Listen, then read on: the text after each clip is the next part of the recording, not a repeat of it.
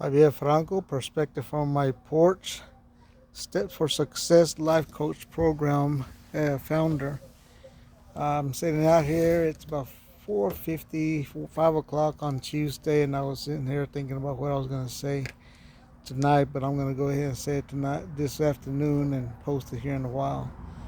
Uh, story is told about by Mr. Og Mandino. If you ever get a chance to read Og Mandino, read some of his stories. They're really good stories. They're really good, encouraging stories, actually. But anyway, one of the stories he talks about is how when we grow up, when we're born, there's a lot of positives in our lives. Everybody gives us positive. Oh, how beautiful of a child. Oh, how wonderful of a child. Everything is positive, positive, positive, positive. When you take your first step, positive, and everybody's called. They take nowadays they take videos and they talk about how wonderful you are and how young you are for saying your first word. Everything is positive. As you come into your years, about 8 or 9 years old, the negatives start to come. What I mean about the negatives is people start to criticize you, and they start taking that perfection away. They start taking parts about you away. As you get into your 12-year-old, your teen years, once again that awkwardness comes in, and then people start making fun of you, and your classmates make fun of you, and even though there's a lot of positives in your life, there is more negative. There's negative in there. Uh, a friend of mine said one time that most of the time negative overcomes positive, and that's very true. So the negative stays in our hearts, the negative stays in our body, the negative stays in our mind, and we focus on that as teenagers, and a lot of teenagers have trouble with that. Um, and a lot of teenagers don't love themselves. By age 15, 16, some teenagers have no idea who they are. They have no idea their beauty. They have no idea what they want, and then somebody comes and smooth talks them and can control them pretty much the way they want because all the negative things that have come into their lives.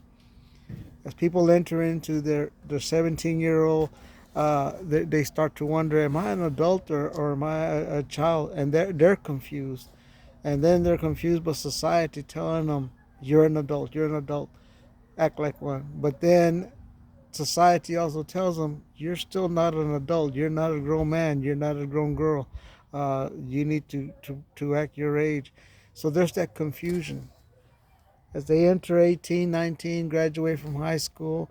The fear of what if I fail, because along the way people have put failure in their lives, and we're all included in this. Some people overcome that. Some people can do great with it. But a lot of people fail. Then you come to the relationships that you had. Were they positive? Were they negative? Did they make fun of you? Or is there negativity that comes into your life? As you get into a marriage situation, once again, or a long term relationship, whatever you come into, you run into that negativity again. Some people run into negativity and they lose themselves, and they're powerless at that point. And sometimes, and many times, when they're in abusive situations, or they've gone through abuse, or mental abuse, emotional abuse, whatever, or they've been told constantly that you're not good enough, you're not good enough, you're not gonna, they start losing themselves. In the story about Og Mandino, he talks about how some people have beautiful quilts. They make beautiful quilts, and a quilt is made by pieces of old rags.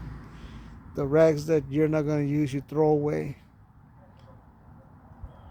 The story goes on that as you're going through your life, as you're building yourself up, because there's a lot of people right now asking me, how do I build myself up? As you're building yourself up, you have to go back and pick up those rags of your beautiful smile. Pick up that rag and keep it in your pocket. Remember when you had that beautiful go get 'em attitude. Pick up that rag and put it in your pocket. Remember the times that you loved yourself, and you loved how you walked. You loved your hair. You loved.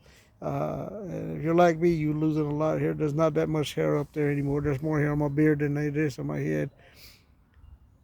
But you love certain things, and we've lost them along the way, along the pathway. We've lost those things, and it's necessary that we, as we go back and pick up those dirty rags, or those dirty things that we thought were dirty, but they're actually positive.